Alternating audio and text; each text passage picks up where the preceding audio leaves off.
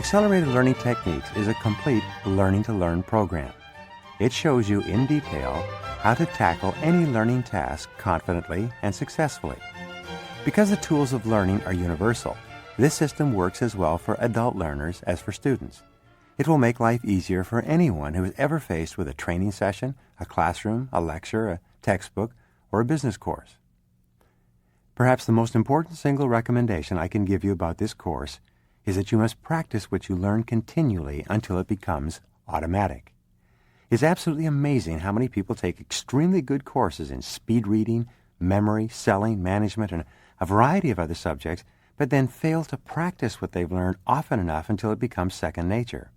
As a result, they lose most of what they've learned and sometimes end up with only a happy memory of how much better things could have been if they had committed the new ideas and methods to heart. I've studied success for many years and in many areas. After failing to graduate from high school and laboring at odd jobs around the country and around the world, I finally got into sales and then into management and then into a variety of other businesses. In my 30s, I took an executive MBA program at the university and spent perhaps 3,000 hours learning the intricacies of modern management. Over the years, I read hundreds, perhaps thousands of books and articles on success and achievement in a variety of fields. One of the most important things I learned is that you need a success system to achieve anything worthwhile. You cannot do it in a random, haphazard way. The primary reason that people fail to achieve their full potential is because they're operating by gosh and by golly. They're making it up as they go along. They're attempting to wing it, and they end up accomplishing very little. One of the great secrets of success is to study the experts. Find out what other successful people have done and do the same thing over and over until you get the same results. And any success system is better than no success system at all. The turning point in my life came when I sat down in my small one-bedroom apartment with my rented furniture, deeply in debt with everything I owned around me in boxes and hanging in the cupboard. I decided at that time to quit fooling myself and to develop a blueprint for success that I would then discipline myself to follow.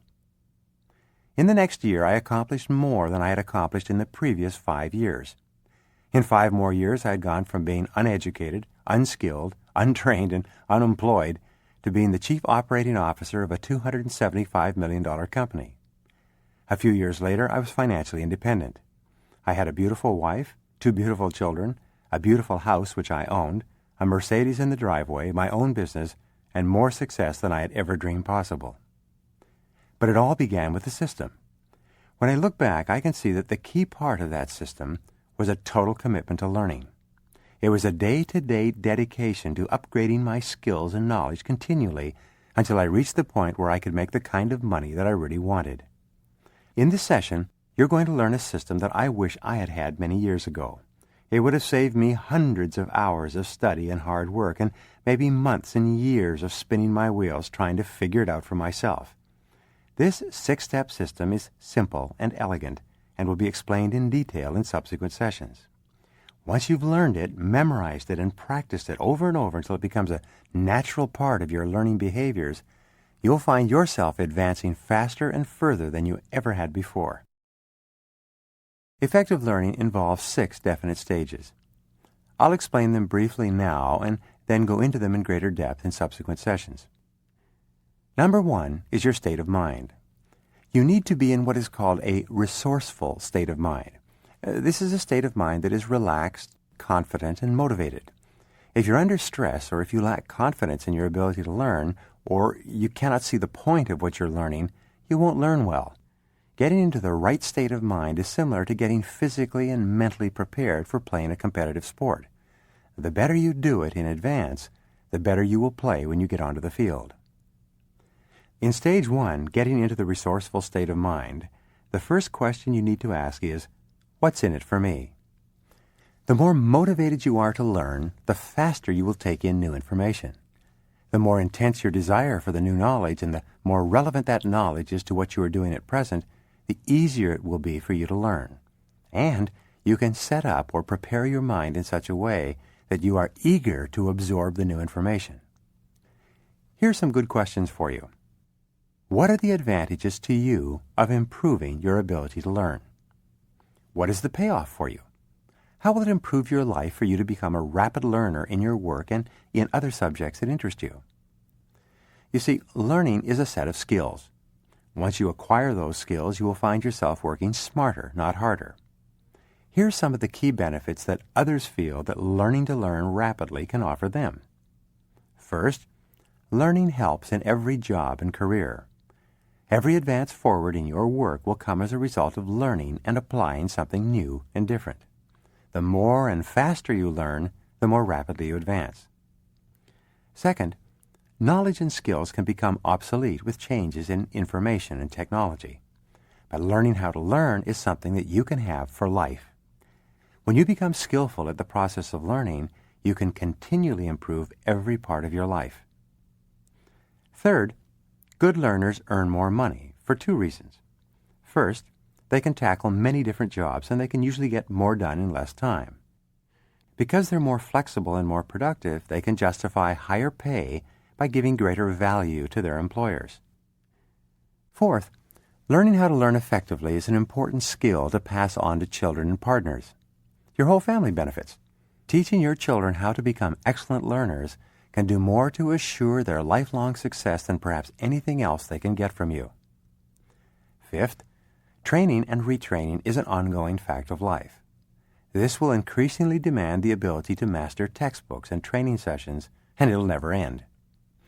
Getting yourself properly motivated by thinking of how you will benefit from learning new subjects is the starting point of creating the right state of mind. The second part of creating a resourceful mental state is for you to relax and visualize a successful outcome to the learning experience. When you're tense, your brain doesn't work well. In fact, in some cases, tension or fear can literally make your mind go blank. So before you turn your mind to anything, take a few deep breaths and consciously let your jaw and neck muscles go slack. Breathe from your lower stomach rather than from your upper chest. Take a couple of deep breaths and just rotate your head and neck before you begin again. You'll notice the difference immediately. Now, having calmed yourself, spend a few moments to create a really clear vision of what it will be like to succeed at what you are learning. See yourself confidently tackling new learning tasks. Feel a sense of pride in knowing that you can master the subject. Hear the sort of approving comments people will make when they recognize your new level of mastery. A vision of success is a powerful motivator. To be able to relax and create a very clear image of the success you desire is an extremely important skill in learning any subject. On a regular basis, you should close your eyes and imagine what it's like to be able to tackle learning situations with complete confidence. See yourself in such situations. Hear the approving comments and feel a sense of confidence and pride in your new abilities. Your state of mind makes a big difference to your future success. Remember, everyone has the brain capacity to greatly exceed all their previous levels of accomplishment. The only question for you is, are you going to learn to unlock that brain capacity by practicing these exercises systematically? The second stage of learning is the intake of new information. You need to take in the facts to suit your particular learning preferences. There are differences in the extent to which you need to see, hear, or get physically involved in what you're learning. When you first start to read or listen to something new, you need to do something to make that information more memorable to yourself. What you will do depends on your preference for visual, auditory, or physical learning, or whether a deliberate combination of all three works best for you. Here's a simple exercise to illustrate the importance of learning to learn in your preferred style using your dominant intelligence. Take a sheet of paper and sign your name. Then, below that on the same sheet of paper, sign your name again with your other hand. Stop and do this now. What did you think and feel as you signed with your non-preferred hand? You probably found that the task was rather awkward. It probably took longer and required more effort and concentration. In addition, the result was not as good. Your signature was not as smooth or as attractive.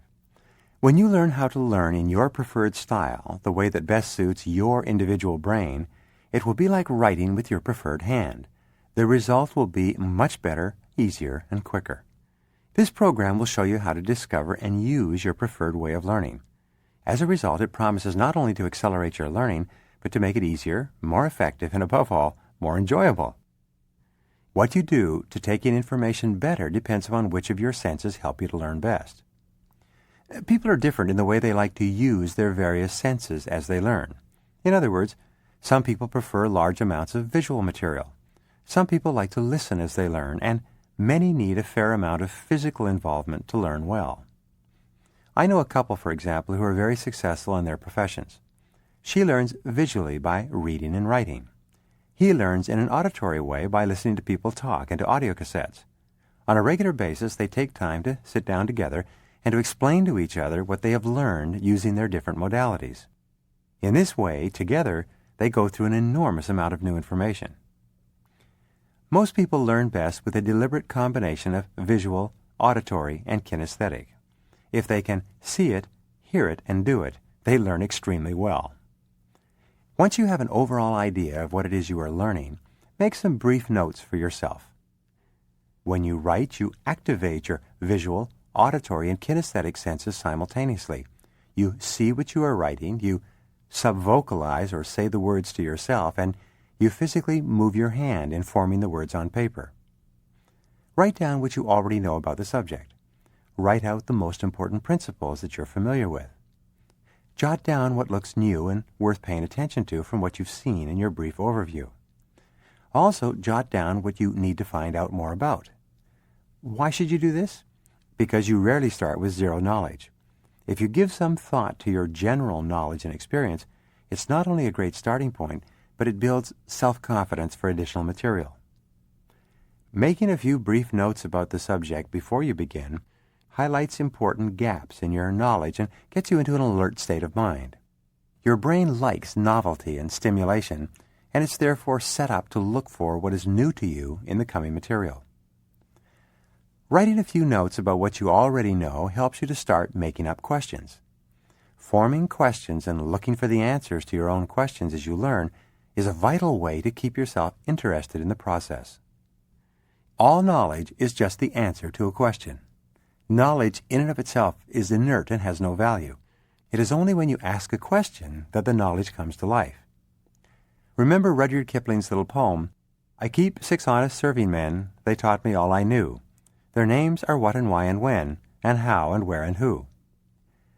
Some good questions for you to ask in approaching any subject might be, how can I use this information to improve my work or life? How can I put this into my own words? Paraphrasing new material is a powerful way to learn it more rapidly. What is the writer or speaker trying to tell me? What is his main idea or position? Why is this true? If it's not true, what parts of it are false? How does this new information relate to what I already know? Is it consistent with or contradictory with my existing knowledge and experience? Simply reading a book or listening to a talk by itself is never enough. It's too passive. Your mind has a tendency to wander and you stop paying attention. You need to do something extra in order to remember other people's words and to make them really mean something personal to you. You should always be doing something extra while you are listening, reading, or watching to make sure that more of your learning modalities are being activated and that you are internalizing more of the information. So, if you're a visual learner, stop and draw a diagram, a chart, or a picture of what you're learning. If you're reading, underline or highlight the new points.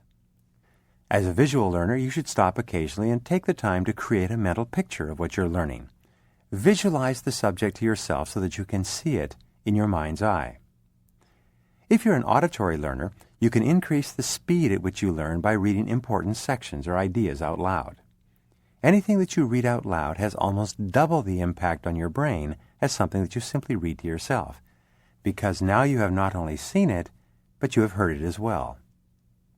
As an auditory learner, you can increase the speed at which you learn by explaining what you have just learned to someone else. It's important to note that you really haven't learned a subject until you can explain it to someone else and have them understand it as well as you do. If you're a physical learner, make notes on index cards and then arrange the cards in a sequence that makes sense to you. You are then using your hands to rearrange your thoughts.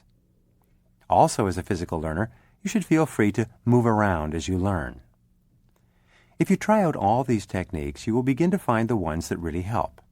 Your main job is to experiment and find out the ways that you are most comfortable using to increase the speed and enjoyment of the learning process. The next part of getting the information to suit yourself is to break it down into small steps. Tackling a new subject can sometimes be overwhelming. Many learners fail not because they lack the ability to learn, but because they become discouraged with the size of the apparent difficulty of what they're attempting. You deal with this by deliberately breaking down what you're trying to learn into small, easily mastered bits. By approaching your learning one step at a time, and by experiencing a number of small successes, your motivation and confidence increases and drives you forward. For example, you might start on something as simple as reading the chapter headings of a textbook you have to read. Or you might start on a single section that really interests you and master that. Or you could proceed one page at a time. Stop at the end of each page to put a check mark to show that you really understand what you've read. A good example of this strategy of taking one small step at a time is learning the vocabulary for a foreign language. Anyone can learn 10 new words a day of a new language. Yet, if you did this over the course of a year, you would have learned more than 3,000 words, which is the basis of an entire language. This was the learning plan that I stumbled into and taught myself many years ago. Many of us would like to be more educated and more refined. Perhaps we didn't get university educations, or perhaps we didn't study as hard as we could have. Well, using this one-step-at-a-time approach, you can become one of the best educated people in our society in 3 years. The method is simple. Each evening, in the final hour before you go to bed, turn off the television and instead read one essay, one poem, and one short story. Read them slowly and carefully, underlining key ideas, and make notes in the margin. Then take a few minutes afterwards to think about the important points in what you have read. Over the course of 3 years, you will have read more than 1,000 essays, poems, and short stories. You will have accomplished the equivalent of a graduate of literature from one of the finest universities in the country. The third stage of effective learning is to explore the subject. You need to explore what you are learning. You need to play with it. Like a seashell on the beach, you need to pick it up and turn it over and look at it and in it to fully comprehend it. There's a difference between knowing about something and truly understanding it. When you thoroughly explore a subject, you turn surface knowledge into deep understanding. How you achieve this deeper understanding depends on other important learning preferences that depend on the unique way that you use your range of intelligences. Unfortunately, we've all had the experience of something going in one ear and out the other. That's because getting the basic facts is only the starting point of learning. You can compare learning with a plant. When you first go over the subject, your knowledge is like a seedling, clinging precariously to the surface of the ground. Unless that seedling becomes a fully flowering plant with strong, deep roots, it's all too easy for it to wither away. So, to convert surface knowledge to deep learning, you have to do something to make it take root. Once you've got the basic facts, you have to stop and explore the subject. You have to play with the new information. This is where you can begin to use the full range of your 7 different intelligences. When the way in which your brain naturally likes to learn matches the way in which you feed it new information, you will achieve fast, easy, stress-free learning. Here then are 7 ways for you to explore a new subject in depth. First, put it into your own words. Other people's words are never as memorable as your own. And it is only when you can express an idea fluently in your own words that you know that you've really understood it. 2. Create a learning map about it. This is a highly effective, memorable, and concise form of notes. We'll go into the steps in the creation of learning maps in greater depth later. Third, discuss the new subject with someone else. When you have to explain or defend a new subject to someone else, it clears your mind wondrously. And besides, learning with others is usually more enjoyable. Their questions and insights on the subject help you to think better about what it is you are learning. Fourth, to explore the subject more fully, list out the main points in a logical order of importance. When you have to decide the most important points about a subject and how they relate to each other, it forces you to think more deeply about it. Fifth, explore the subject in a way that is physical. Sometimes you can make a simple model to understand a subject better or even act it out. For other subjects, it may be more appropriate to write brief notes on cards and then put them into a sequence that feels right. It's a way to sort out your thoughts physically. You could even make a card for each of these tools or steps of the learning process. Sixth, decide how the subject fits into what you already know. By relating and comparing what is new to things you already know, you build on existing knowledge. It helps you to make sense of the subject. And 7, write a song, jingle, or rap to summarize what you are learning. You already know the words to dozens of songs without consciously trying to learn them. You may take the key points of a subject and create a rhyme or song that summarizes them so that you can remember them easily in the future. These are all different ways for you to play with the material and learn it faster. The 4th stage of learning is for you to memorize the key facts. If you have conscientiously practiced the first 3 stages, you can be sure that you have begun learning very efficiently already. It always helps, however, to lock it all down by making an attempt to memorize the key points. Later, when you recall these key points, they will trigger your memory for the whole subject. These key points can be in the form, again, of a learning map, or a list, or on flashcards, or in some other way. Research and follow-up testing indicates that, on average, you remember perhaps 20% of what you read. You remember 30% of what you hear. You remember 40% of what you see. You remember 50% of what you say. You remember 60% of what you do, and you remember 90% of what you see, hear, say, and do.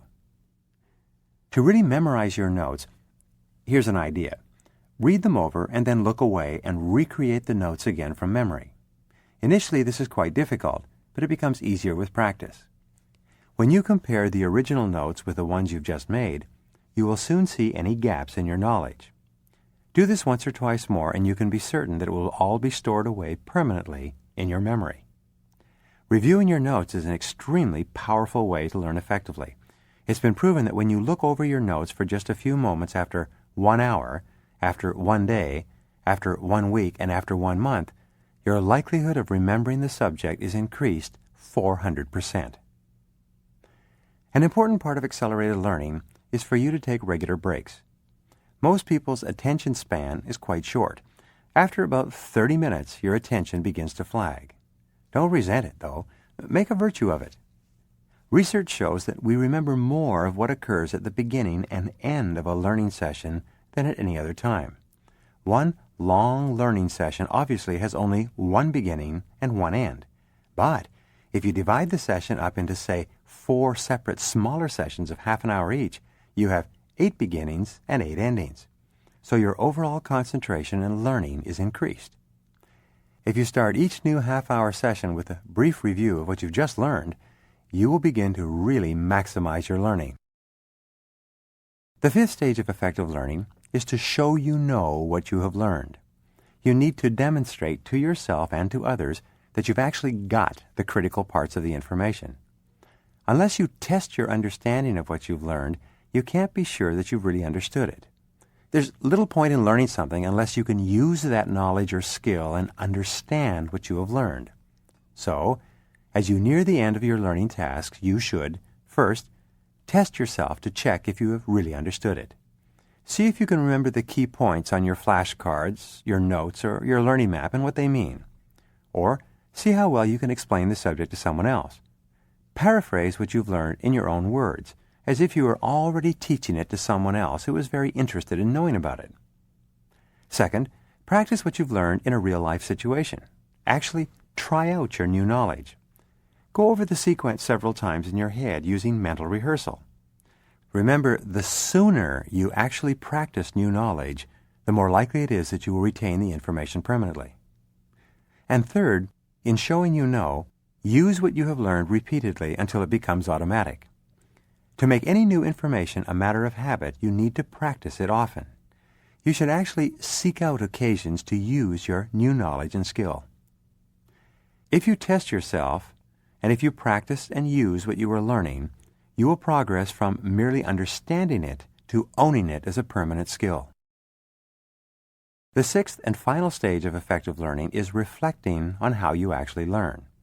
You need to think about how well the learning went. The aim of this is to improve not just what you know, but how you learn. That way you become a better and better learner. It's been said that feedback is the breakfast of champions. When you structure your learning experiences and then give yourself organized feedback, you become better and better at learning subsequent materials. One of the highest skills you possess is the ability to stop and think about how things have gone, to give yourself feedback, and to work out how to improve them in the future. In this way, stumbling blocks can be converted to stepping stones to success. You come to see errors as helpful pointers to future progress. The final stage in your learning plan, therefore, is to stop every now and then and ask two simple questions. First, how is the learning going? And second, how could it have gone better? These questions force you to think continually of the strong points of what you are doing and how you can improve them during future learning experiences.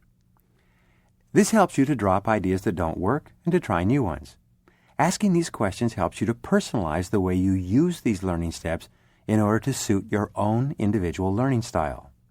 Eventually, learning becomes a way of taking in information that is ideal for your own brain. Think of your true potential like a combination lock. It's the unique combination of how you like to use your senses and 7 intelligences that accounts for your own natural and individual approach to learning. When you understand how your brain works and when you develop a customized way of learning that matches your unique brain, the combination lock to your learning potential springs open. Let me repeat the 6 stages of learning. First, get yourself into the right state of mind. You will learn a whole series of different ways to prepare yourself for maximum absorption of new information in the coming session. Second, take in the new information in a variety of ways that are consistent with how you prefer to learn. Third, explore the information from a variety of different angles using your different intelligences until you make it your own. Fourth, memorize the information using the memory techniques that you will learn on subsequent tapes. Fifth, show you know and demonstrate your new knowledge in a variety of ways to make sure that you really have it. And sixth, review and reflect on the process of learning, looking for ways for you to do it better and more efficiently next time. Let me finish this session with a brief story. This is also true. I saw it in my travels in India many years ago. When elephant trainers in India catch a baby elephant, they tie one of its legs to a post with a rope. The baby elephant struggles and struggles, but it can't get free. For days, the baby elephant pulls and strains at the rope. Gradually, however, it learns that struggle is useless, and eventually it gives up. When the elephant grows up, the trainer keeps it tied to the same rope in the same way. And even though it could now easily break the rope and get away, it stands passively and waits for the trainer to come and get it. It has developed what is called learned helplessness. It has learned that the struggle is useless. As the result of repeated failure experiences early in life, the elephant has learned a self-imposed limitation. Now, there's not one of us who is totally free from the trap of learned helplessness. We let our past experiences limit our future. Yet the truth is that there are no real limits on what you can learn when you have a systematic plan of action and you understand how you learn best.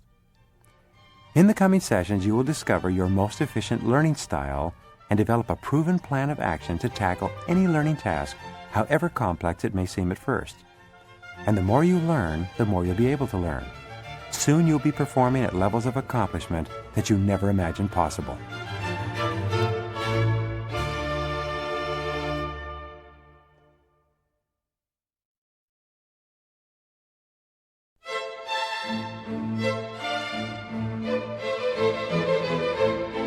What you have to do first in accelerating your ability to learn any subject you want to learn is you have to prepare your mind. Some techniques in accelerated learning are more important and some are less important.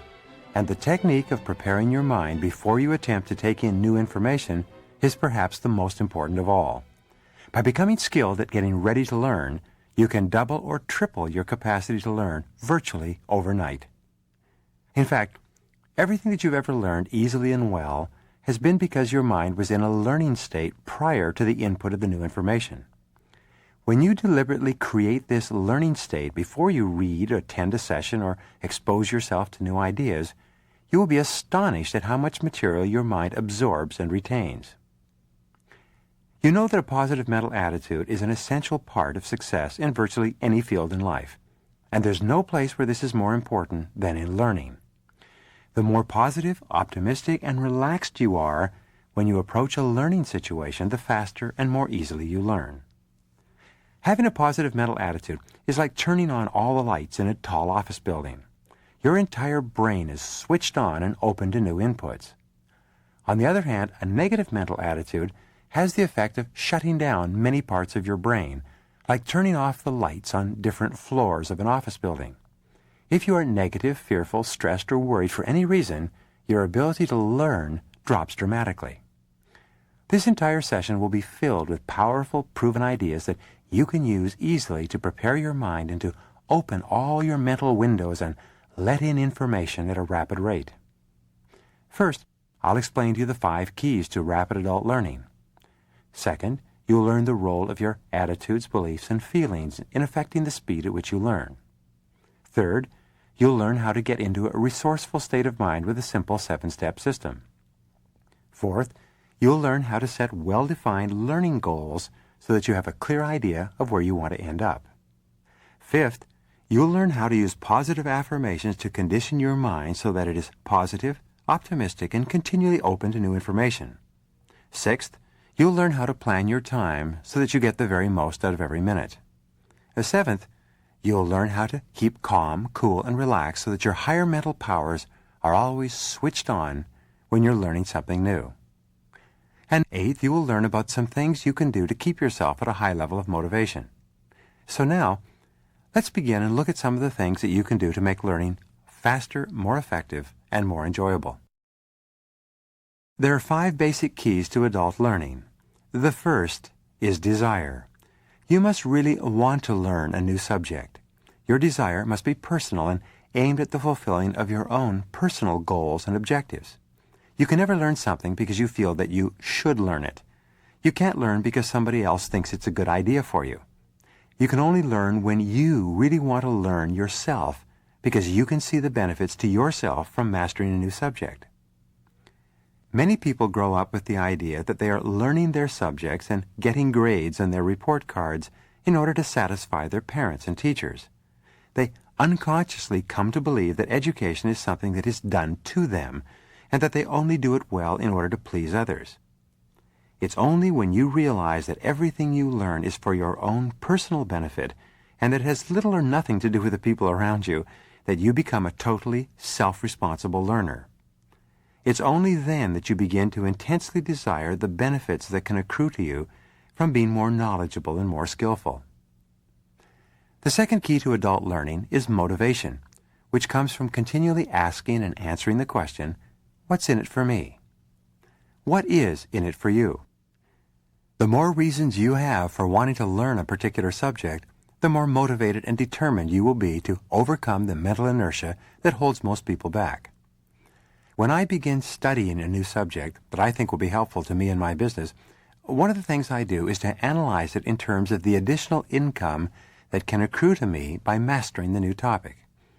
I then calculate my return on investment by determining the number of hours it will take me to master the subject and the extra amount that I will earn as a result. For example, if you are earning $20 per hour, and by developing certain skills and becoming very good at them, you can increase your value and your income to $30 per hour, you are looking at an increase of $10 per hour as the result of learning a new skill. Now let us say that it takes you 100 hours of study and practice to develop the new skill. Since you work about 2,000 hours per year, and the new skill will help you for, let us say, a minimum of 3 years, you will earn an additional $20,000 per year times 3 years, or a total of $60,000 extra as a result of having this skill in your arsenal of abilities. If you divide the 100 hours that you will have to invest to develop this skill into the $60,000 extra that you will make over the next 3 years as a result of having it, you come out to an hourly rate for learning of approximately $600 per hour. This is not bad pay for becoming excellent at learning and applying a new subject. Now, what if the new skill only increased your value by $5 per hour? Then, you would only be earning $300 per hour for every hour you put in developing that skill. When you begin to look at learning in your work as an investment of time and effort that will give you a definite return to your personal bottom line, you start to get very motivated indeed. The third key to adult learning is relevance. The more relevant a subject is to what you are doing at this very minute, the more driven and determined you will be to learn, retain, and apply the new information. One of the best ways of making a subject more relevant to you is what is called the critical success factor method of analysis. Critical success factors, or CSFs, are based on the discovery that there are seldom more than 5 to 7 factors that determine your success at any particular job. They're called critical success factors because your ability to do them well will assure your success, and your inability to do a good job at even one of them will almost certainly cause you to fail. For example, let us say that excellent personal and time management skills are a critical success factor for your work. If you organize yourself and your time very well so that you are always concentrating on high-priority tasks, you will be successful. However, if you are brilliant in every other area of your work except for time management, and for some reason you cannot get yourself organized so that you get the results that are expected of you, that alone will cause you to fail in your field. This is the definition of a critical success factor. If you're in management, the critical success factors are planning, organizing, staffing, delegating, supervising, measuring, and reporting. If you're poor at any one of these, it can sabotage your entire career. If you're in sales, your critical success factors will be prospecting, getting appointments, establishing rapport with your customers, uncovering problems your product can solve, making effective presentations, overcoming objections and closing the sale, and finally, personal time management. If you are poor at any one of these critical success factors, this alone can be enough to derail your sales career. Therefore, with regard to relevance, the more you focus on learning the skills that you most need to be successful right now, the more and faster you will learn and remember. When I began taking a business degree at the university, I wasn't sure that I'd be able to finish the 3 years of coursework. So what I did was to choose courses that I could use immediately in my current work. I selected the most relevant courses to me at the moment. I suggest that you do the same. When you begin learning, ask yourself, what is the most important subject that I could master to help me to be more successful in my job right now? Then, move that subject up to the top of your list of learning priorities and go to work on mastering that subject first. This will assure a high degree of desire and motivation as you learn and move forward. The fourth key to adult learning is anticipation. This is developing the attitude within yourself similar to that of a child at Christmas. It is the "I can hardly wait" attitude.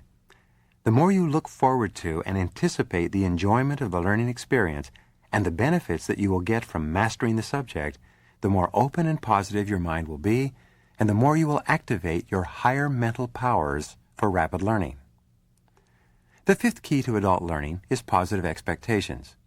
The more positively and confidently you expect to be able to learn easily and well and to apply the material, the more open and optimistic you will be and the faster you will learn.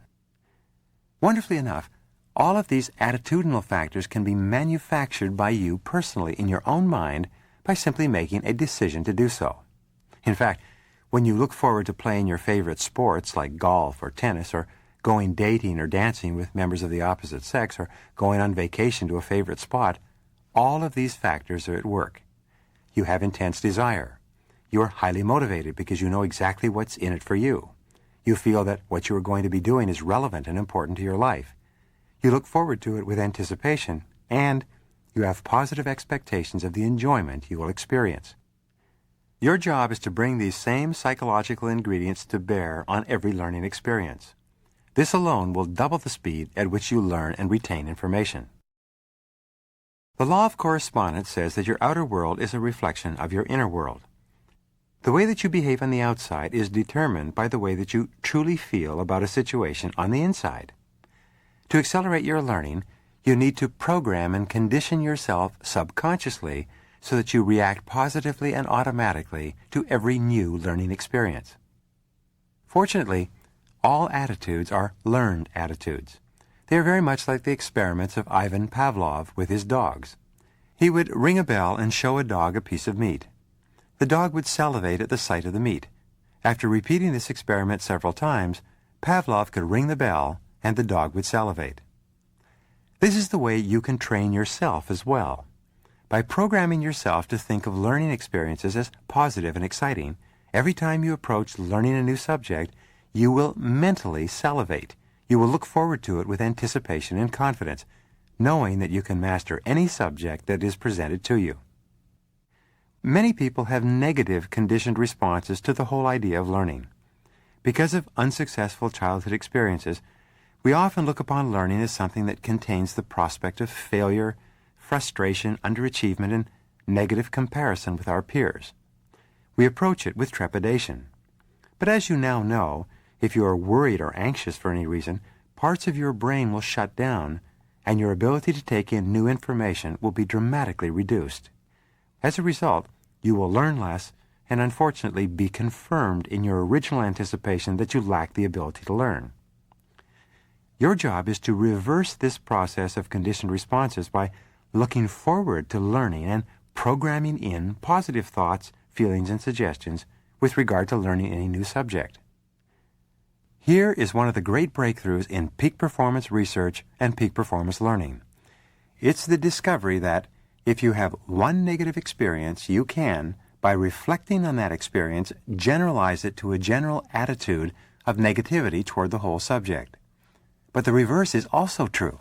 If you have one positive experience, by reflecting and dwelling on that positive experience, you can eventually generalize it to create a totally positive attitude toward new, similar experiences.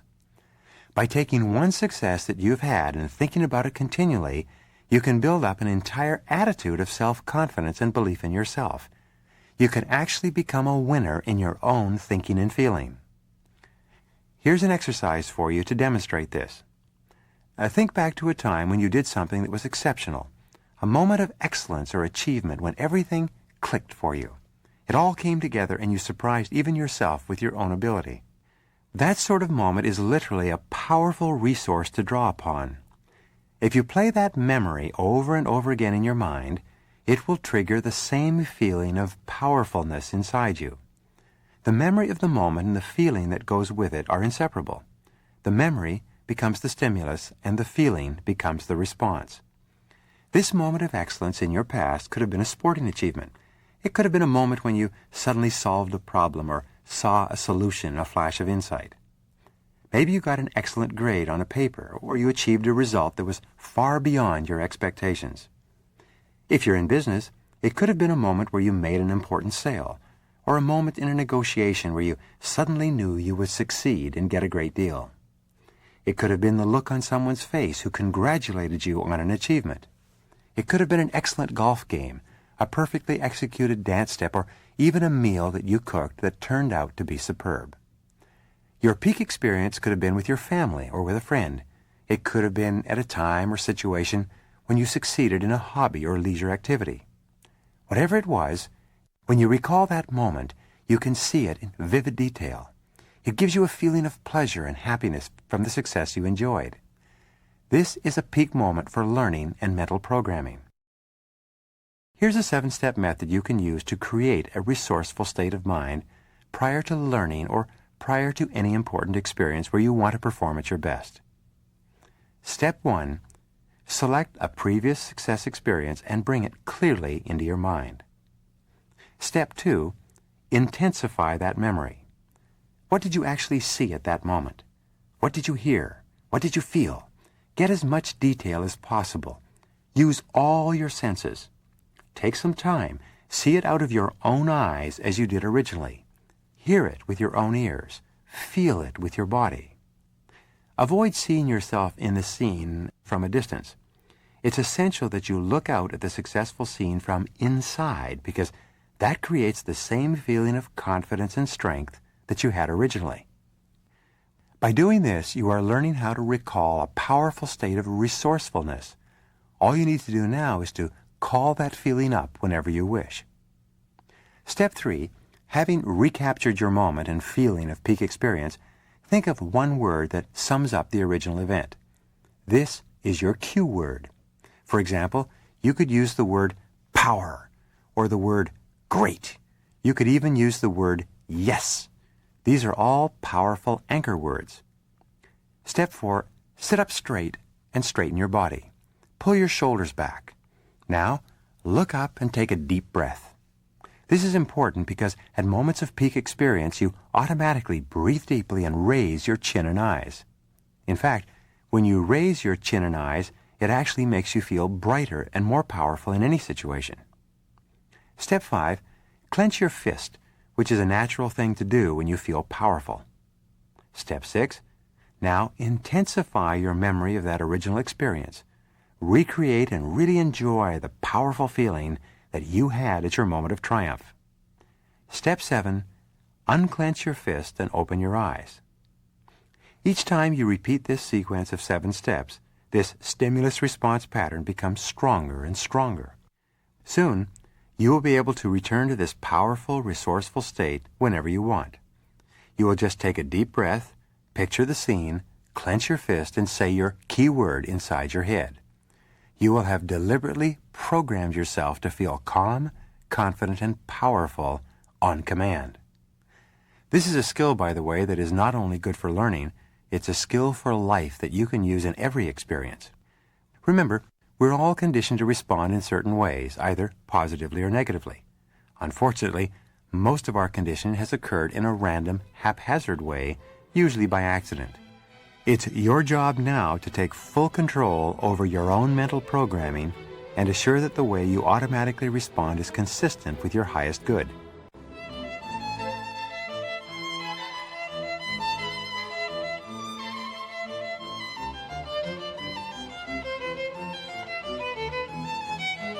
Perhaps the most powerful of all techniques in preparing to learn is the setting of clear, specific goals for yourself and your future.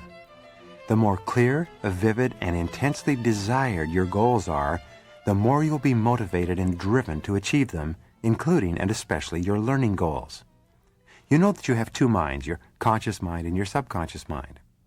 Your conscious mind is activated by words, ideas, and linear concepts. Your subconscious mind, which is far more powerful, is activated by pictures, images, and emotions. Intensely desired goals, clearly visualized, activate your subconscious mind and turn on all your other mental powers. To succeed completely, you need to make sure that what you consciously say you want and what you really subconsciously feel you want are united.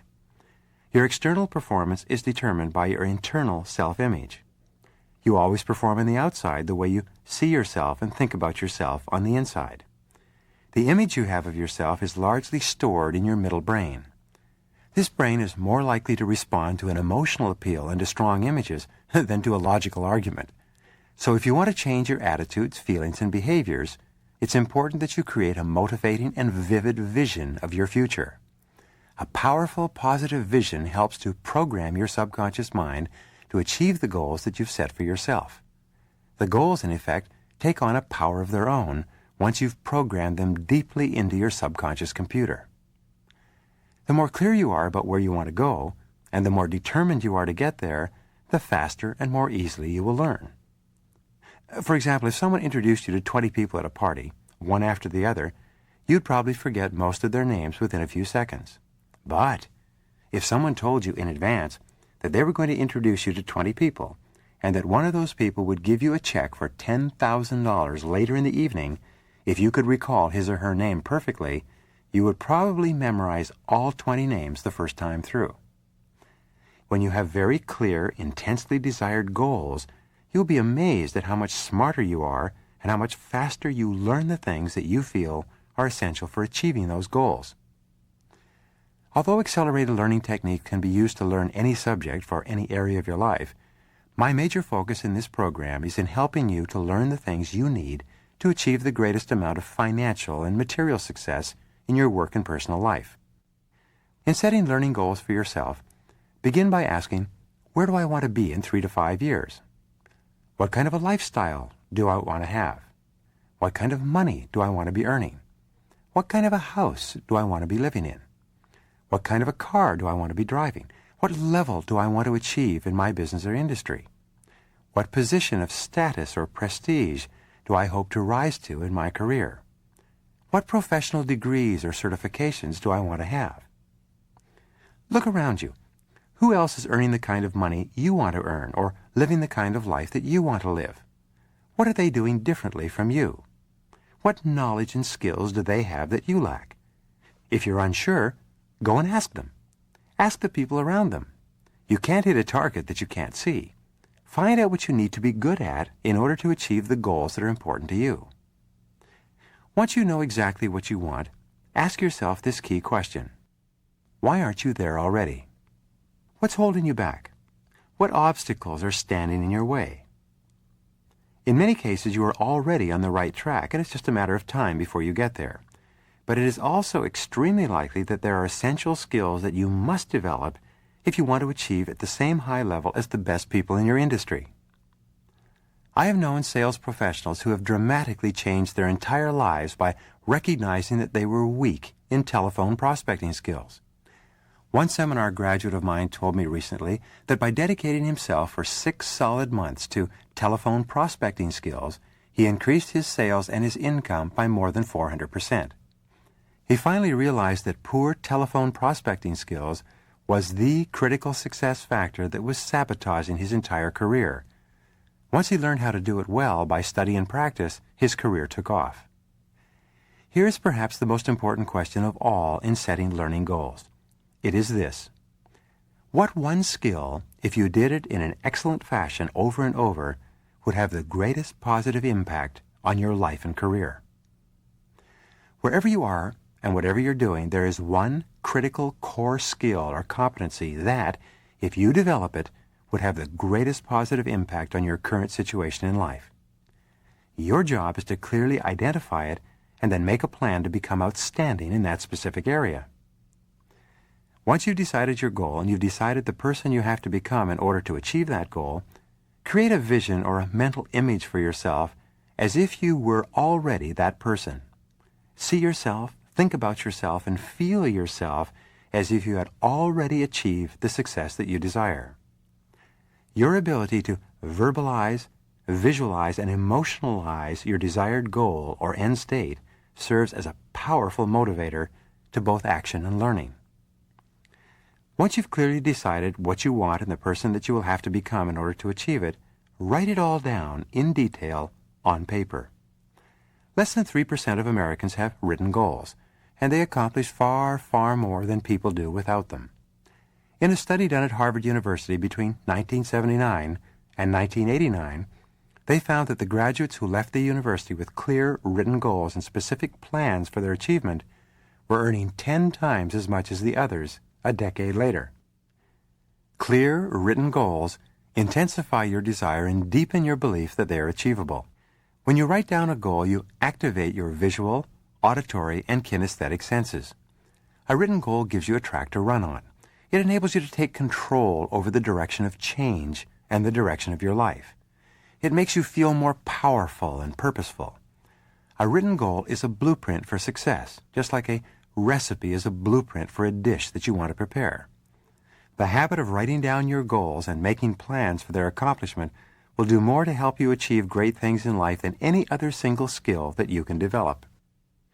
I've been teaching this skill to thousands of people over the years, and I never cease to be amazed at the incredible stories that my graduates come back to me with about things that have happened to them since they started writing down their goals. When you have a written goal, it becomes easier for you to visualize the achievement of that goal. In fact, a goal that is not written down is merely a wish or a fantasy. It has no energy behind it. It has no motivating power. It has no substance or long-term influence on the way you think, feel, and act. Once you've written out your goals and made plans to accomplish them, you should create an affirmation that is consistent with your goal. Affirmations are so powerful that with them, your potential is virtually unlimited. Fully 95% of your emotions are determined by the way you talk to yourself, by your inner dialogue. When you talk to yourself in a positive, optimistic way, you feel more positive and optimistic. However, if you do not consciously and deliberately control your inner dialogue, it will tend to drift toward negativity and doubt. You will start thinking about the things you don't want, the people you don't like, the upcoming events that cause you fear or worry. When you consciously and deliberately use positive affirmations that are consistent with your goals, you'll be amazed at how strong and confident you feel in the pursuit of them.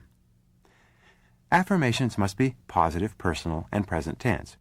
You say something like, I earn X number of dollars each year. Or you would say, I weigh X number of pounds. Or you could say, I learn any subject easily and well. Or, I have an excellent memory for new information. Or you could even say, I'm a genius. I'm a genius. I'm a genius. Remember, your subconscious mind can't tell the difference between something that you vividly imagine and something real that happens to you. If you continually affirm in positive terms the things that you want to be and do, your subconscious mind will accept these statements as commands and go to work to bring them into your reality. The most powerful words in the language are the words that you say to yourself and believe. In fact, you build your personality and your future as a bricklayer builds a wall by putting one brick upon another with the things that you say to yourself repeatedly and believe. And the more emotion you put into your affirmations, the more impact they have on your subconscious mind and on your subsequent thinking and behavior. You should say things to yourself like, I like myself and I love my work. You should say things like, I'm the best. I feel happy. I feel healthy. I feel terrific. And you should always be reminding yourself with the words, I can learn anything I need to learn to accomplish any goal I ever set for myself. When you repeat these words to yourself over and over, and you match them with a clear mental image of yourself as if you had already achieved your goals, your subconscious mind will work overtime, 24 hours per day, to motivate you forward and attract into your life people and circumstances who can help you to make your goals a reality. The next part of preparing your mind to learn is to plan your time carefully. What I do is I create a project for myself each year, and sometimes more than one project. Last year, my project was to become computer literate. I gave myself a year to learn how to touch type with a keyboard and to become literate on a computer so that I could use it without being afraid of its technical complexities. My goal for this year is to become computer fluent and to learn how to use online databases. My goal for next year is to learn fluent Spanish so that I can speak and record in Latin America. In each case, I give myself a long-term goal, and then I break it down into sub-goals, and then break each sub-goal down into small parts and go to work on them one at a time. In managing your time, you should do the same. You should also take advantage of every spare moment to increase your level of knowledge and skill. Use transition time or downtime to learn. Always carry index cards with key ideas or reading material around with you. Listen to audio cassettes in your car. 15 extra minutes per day of effective transition time can make you knowledgeable in an entire subject over the course of a year. Set specific deadlines for yourself on all your tasks and activities. Discipline yourself to put aside all other activities and focus on achieving your goals by those deadlines. Wonderfully enough, the more discipline you practice on your activities, the better you feel about yourself. Another way to motivate yourself is to share your goals with other people. Tell your family and friends that you are going to master a particular subject within a particular period of time. Promising others motivates yourself. The next part of learning to learn has to do with getting into a resourceful state of mind through a series of mental calming techniques. You know by now that the more calm and relaxed you are when you approach a learning situation, combined with an intense motivation to absorb the material, the more rapidly you will learn. There are a series of things that you can do that are now being used by accelerated learning teachers all over the world. The first and most important of these is to calm your mind in advance of attempting to learn anything. This is so important that you should spend 10, 20, and even 30 minutes of deep relaxation prior to settling down to the business of taking in new information. Fortunately, this process of mind calming is fairly easy. You start by having relaxing classical music playing in the background. In fact, Relaxing classical music in the background while you are reading or learning anything will harmonize both hemispheres of your brain, relax you substantially, and dramatically increase the amount that you can learn and remember. Not only that, having classical music playing will enable you to study for much longer periods without stress or fatigue. In mind calming, there's probably nothing more important than the practice of deep breathing. In deep breathing, you inhale deeply 7 to 10 times, holding your breath as long as you can, then exhale slowly with your eyes closed and with the music playing in the background. You let your entire body relax, especially your neck and shoulders. A very good exercise for you is to roll your head around and around on your neck, and then roll your shoulders forward and backward. Shake your hands as though you were shaking water off your fingers to get all the tension out of your body. Then, close your eyes, breathe deeply, listen to the gentle classical music, and just relax. This process of mind calming is similar to the process of physical warm-up that an athlete goes through prior to competition. Instead, you're going through a mental warm-up before entering into an effective learning experience. In preparing your mind to learn, your physical environment is extremely important. Be sure that you are comfortable both in your clothes and in your seating arrangements. Organize the place where you're going to study with colors, pictures, plants, posters, and even mottos or quotations on the wall that are conducive to excellent learning. These forms of secondary suggestion have an impact on how effectively your mind works during a learning experience. The more relaxed, calm, and confident you are as you approach the intake of new information, the more information comes in through your 7 intelligences, and the more of it you retain. Finally, in preparing yourself to learn, set up a regular schedule of rewards for each learning achievement. Just as children are motivated by candy and horses are motivated by sugar lumps, we as adults are motivated by the anticipation of the rewards that we expect to enjoy when we accomplish a task. I said earlier that you should take regular breaks. One of your rewards can be, after completing the learning of a particular piece of information, to get up and walk around, to relax and listen to a piece of music, to go for a walk or a run. It could be to phone a friend or to eat or drink something enjoyable. In fact, if you refuse to allow yourself a coffee break until you have completed a particular part of the work, you'll be amazed at how motivated you are to master the material so that you can have a cup of coffee. By clearly visualizing the rewards that you'll enjoy as a result of learning a piece of material, both in the short term and in the long term, you actually condition yourself, like Pavlov's dog, to be eager to learn whenever you start a learning task. Preparing to learn is the most important single step that you engage in. By relaxing your mind, visualizing your goals, setting up rewards for yourself, and by creating a relaxing and positive learning environment, you can activate all the centers of your brain that are responsible for the rapid intake of new ideas and information. The very act of going through the proper preparation sequence is similar to laying a good foundation for the construction of a building, or the organizing of all the ingredients necessary for the preparation of an excellent dish in the kitchen. The better prepared and organized you are before you attempt to learn something, the more and faster you will learn. By taking the time to prepare to learn thoroughly, you can double or triple the amount that you learn in any given period of time.